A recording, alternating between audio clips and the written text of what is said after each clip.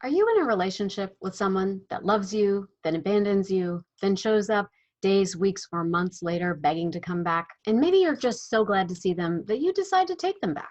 But in another few days, weeks, or months, they take off again, breaking all of those promises to do right by you this time. If you can relate to this, you're going to want to stick around for this video, because I'm going to tell you the 3 unexpected reasons these partners come back, plus the story of a woman named Kay who experienced this very phenomenon. By the end of this video, you will have learned how your mindset and limiting beliefs may be both pushing your partner out the door while at the same time inviting them back in, an understanding of how your attachment system may be stimulating childhood wounds that lead you to have repetitive patterns in love, and how to divine the spiritual lesson in relationships like this so you don't have to repeat them again. This is the 4th and final video in a 4-part series on avoidant partners. If you would like to check out the first 3 parts, you will find links to those videos in the caption of this video. Additionally, if you are new to my channel, welcome.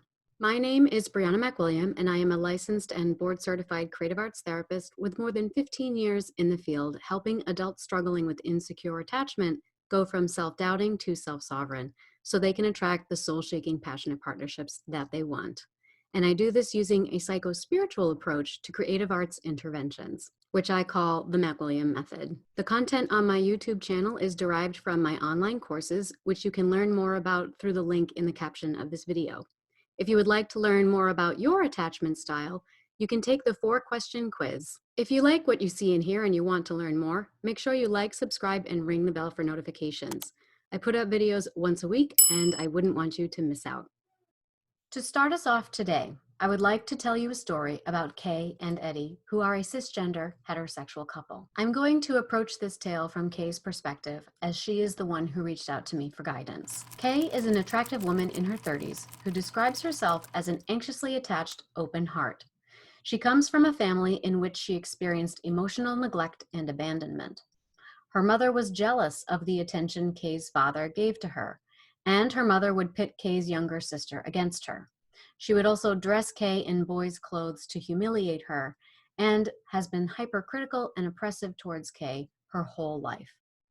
It is important to note that these are narcissistic traits that Kay's mother is demonstrating here, which Kay recognizes in the relationship dynamics she experienced in adulthood in back-to-back relationships with men who also demonstrated narcissistic traits. More specifically, these are men that would lie to her, gaslight her, cheat on her, and leave her feeling emotionally neglected and abandoned. Refusing to wind up in another cold and controlling relationship, Kay found herself attracted to the passionate but unpredictable and inexperienced Eddie, who values his freedom above all else and has never experienced a committed long-term relationship before. One day, Eddie lays the romance on thick, giving Kay a taste of the closeness and intimacy that she has always wanted. But then, Eddie disappears, sometimes without explanation, failing to respond to Kay's text messages until days or weeks later when he shows up again, emotionally raw, saying he needed his space, but now he wants their closeness again. Kay believes Eddie is likely fearful avoidant because of his father's alcoholism. Eddie experienced a lot of conditions of worth as a child, as well as unpredictable anger and inconsistent emotional support. Kay rightly assumes this may have given Eddie painful mixed messages about what love is and how to express it.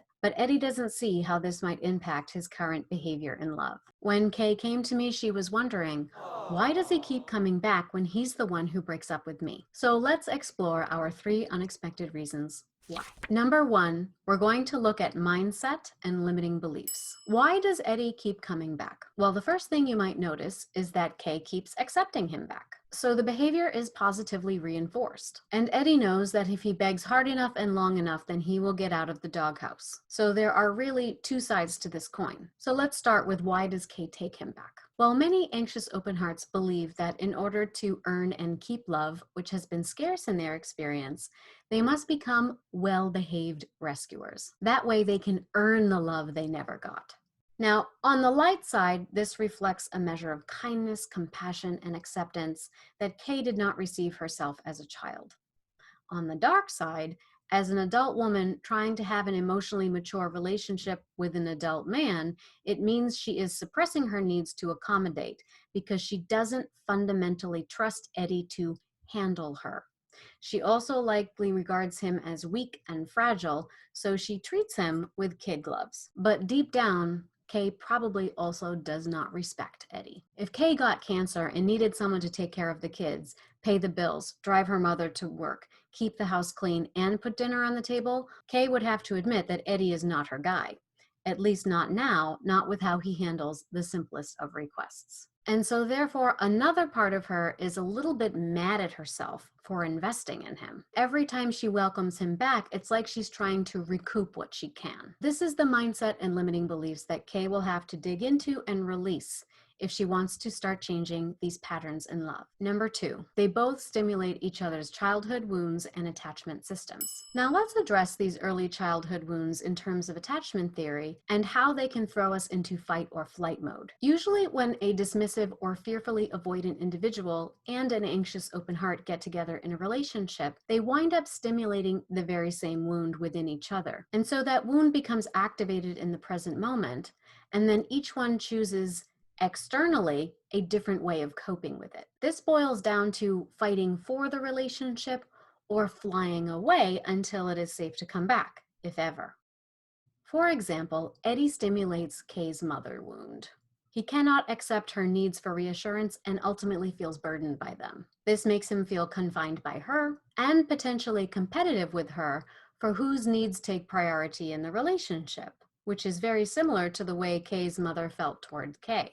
And Kay stimulates Eddie's father wound. While on the outside, Kay behaves well through her understanding and her patience, it's likely that Eddie senses her need suppression, as well as her resentment over it.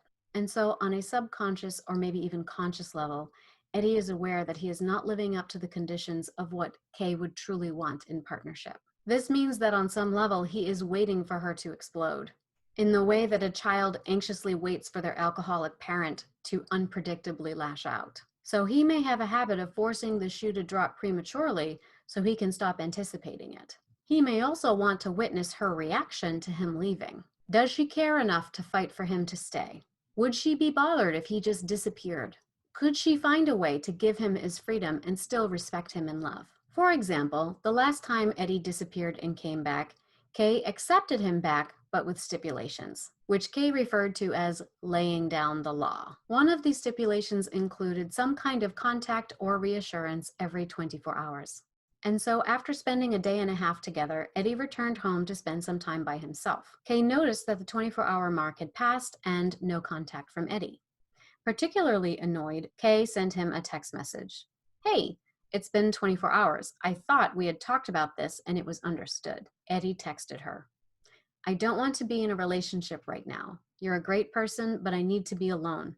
I was about to text you and then you said it had been 24 hours and I realized I don't want to do this. You're a good person and I still want to be friends, but I'm not ready to be in a relationship.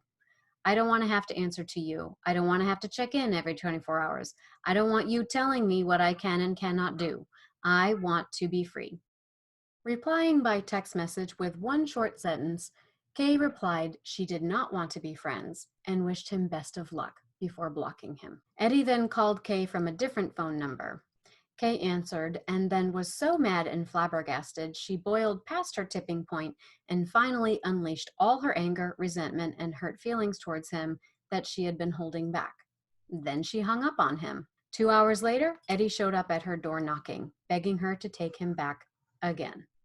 So let's back up a bit to the beginning of this exchange. Notice the 24-hour rule that Kay placed on the relationship is a condition of love and regard. Kay felt that this laying down the law was evidence of establishing a boundary, so she didn't have to feel so humiliated and like a doormat for taking him back yet again. But functionally, Eddie experienced this as controlling, and Kay articulates herself in a very condescending, perhaps even parental way towards Eddie when she attempts to enforce this rule. Then Kay cuts Eddie off rather unemotionally and unceremoniously when he indicates that this condition is too much for him because it interferes with his sense of personal agency and esteem. So much so that he's willing to end the relationship over it. And so naturally, this cuts through Kay like a knife, but she doesn't want to give Eddie the power of knowing how much of an effect he has on her. So as a result, Eddie doesn't know the effect he has on her. And this creates doubt and insecurity within him, which makes him question his decision. So then he calls her,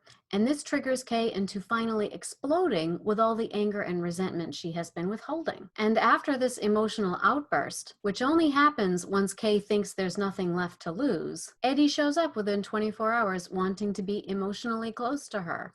And Kay is absolutely flabbergasted and confused. She's also probably the most emotionally raw and accessible in these moments than she is at any other time in the relationship, which most likely means it's super uncomfortable for her. But this is likely to be a pattern that is super comfortable for Eddie. And it is common for alcoholics and children of alcoholics to go through this kind of pattern.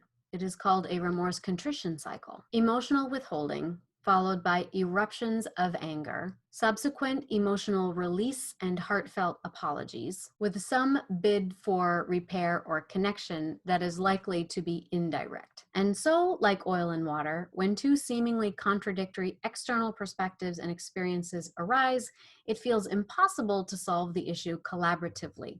There is very little ability to come up with creative solutions or to imagine that everyone's needs might be met mutually.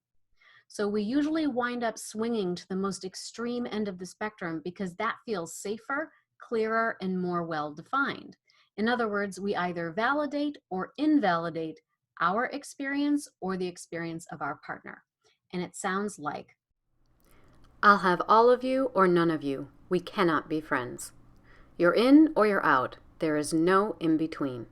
If you can't give me what I want, then I have no use for you. You're not worth my time.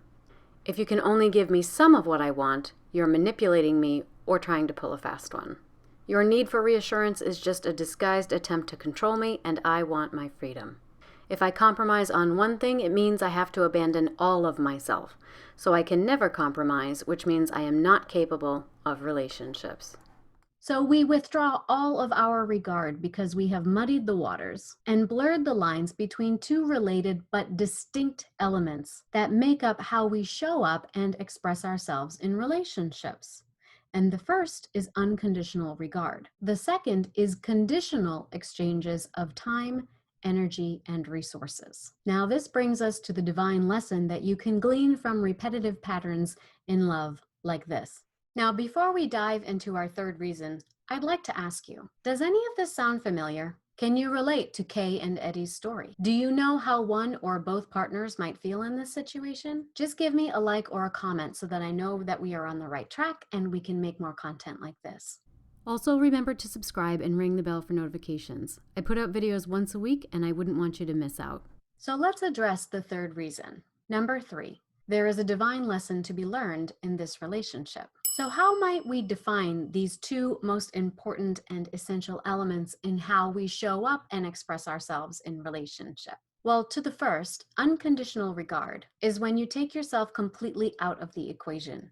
You have admiration, respect, and gratitude for this person being in the world, independent of their relationship to you. And you would contribute to their growth because you know it serves the collective if they are thriving. Now, secondly, conditional exchanges of time, energy, and resources are physical manifestations of values and priorities that determine how compatible you are with someone long term. How you experience these exchanges will most likely determine how much time and emotional and energetic investment you want to make in them. And when your values and priorities line up, it is really good. It is so amazing. And it feels so good because it is a way of connecting to source energy, both within yourself and between you and your partner. When that happens, you are better able to utilize your partner as a point of focus and or as a conduit for accessing the best parts of yourself. This is how relationships can truly act as a catalyst and a container for spiritual expansion. But when there is too much ego, too much forcing a round peg to fit in a square hole, too much hanging on to something that doesn't work because of an active attachment system, that is when things start to feel awful and inescapable. Because we wind up escaping the spiritual self to cling to the illusions of the physical world. The idea that we can only feel the way we want to feel by getting what we want in exactly the way we picture it. Because opportunities for love in the world are scarce, and we assume an attitude of, I'm an empty cup with nothing to give without getting in return. Then we end up developing a lot of limiting beliefs to protect these ideas while our attachment system feels threatened. And that is what throws us into fight or flight mode. And this is particularly active within our, what I will call, vibration, when we have met someone who has the same wounding. Now, often these individuals that we encounter, while they have the same wound, they chose to handle it in a different way. And so in butting up against them, we start to understand the full spectrum of what is active within us. The gift is that now that we can comprehensively understand this full spectrum and dimension, we are able to acknowledge and receive the spiritual gifts inherent within it. That means we need to recognize whatever damaging core belief you may be holding on to.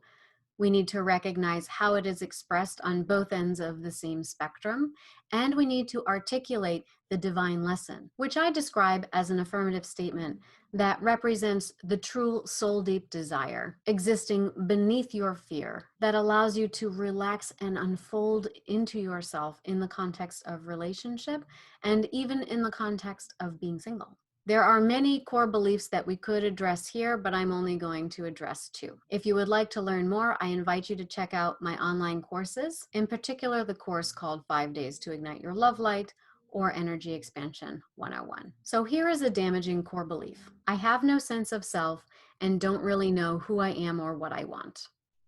Now, for someone who fights for the relationship and attachment proximity through activating strategies, more often than not someone with an anxious attachment style, they will deduce, so I must cling to this person who vicariously gives me a sense of self in serving them.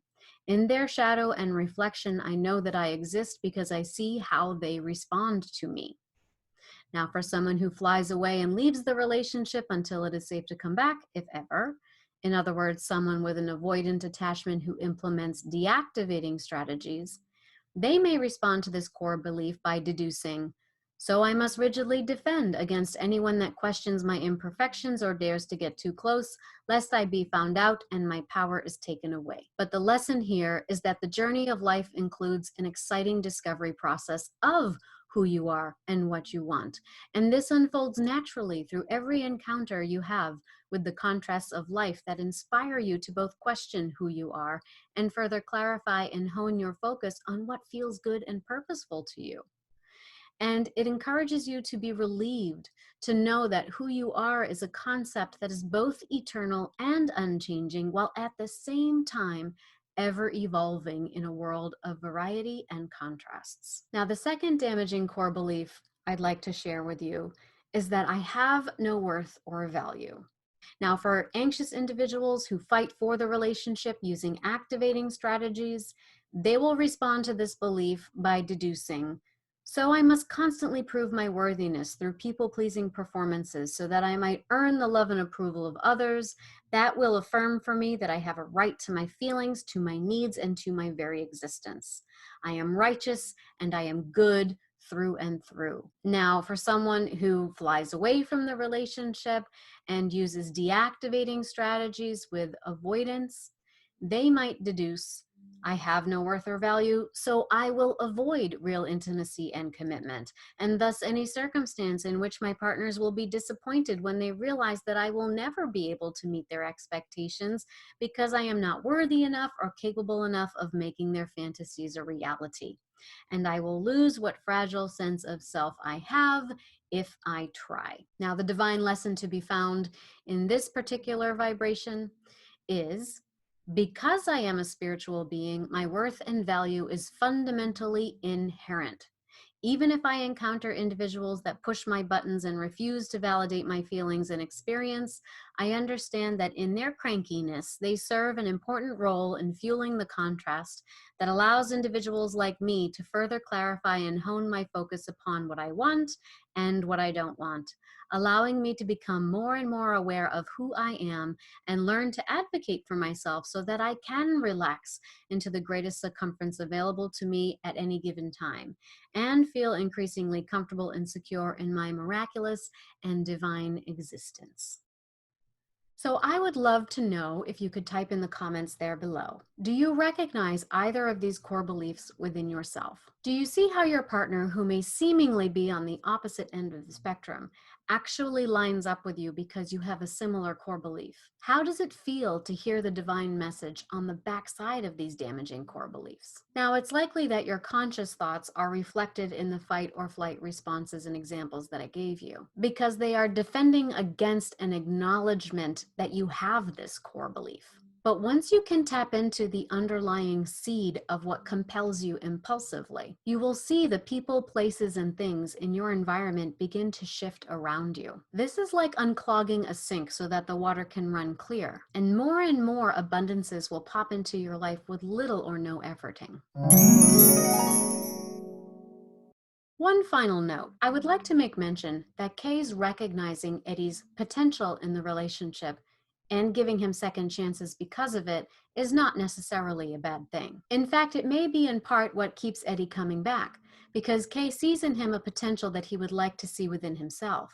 But harping on potential to the point of just tolerating whomever Eddie may be in the present moment is going to keep Kay stuck, and it's going to push Eddie away. Now, there's a hair's width of difference between "you make me want to be your better man" and "you're too good for me and I can't measure up." And the difference is how well you foster a sense of confidence in your partner that they can succeed with you and experience the best version of themselves without having to sacrifice who they currently are fundamentally. I mean, this is what we all want, really. And so when Kay cuts off Eddie because she feels hurt by his desire for freedom, but then hides that hurt from him, she comes across as making a play for power and control, because that's what makes her feel safe. But this also communicates to Eddie that her love is conditional, much like his father's was, and she is not able to flexibly explore a middle ground in which both of their needs could mutually be met. From Eddie's perspective, being with Kay would mean that he has to give up who he is and become someone he isn't. Of course, we also see how this triggers Eddie, and so he too becomes uncompromising and not able to offer Kay any of the assurances that she needs. And so equally,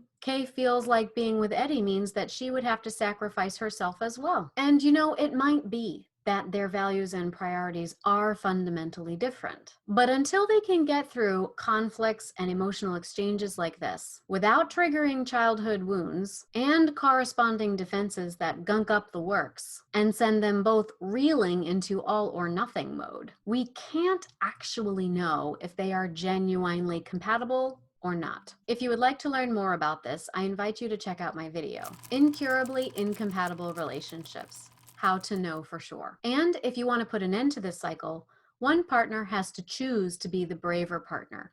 They must assume a secure position and choose right action rather than reacting impulsively to triggered responses. To learn more about how to do this, I invite you to check out my video, Attachment Styles and Trigger Mapping: Widening Your Window of Tolerance. And lastly, if you're not sure what your attachment style is or the attachment style of your partner, I invite you to check out an easy 4-question quiz, which you will find through the link in the caption of this video. Thank you for watching, and I look forward to seeing you next week, so stay tuned.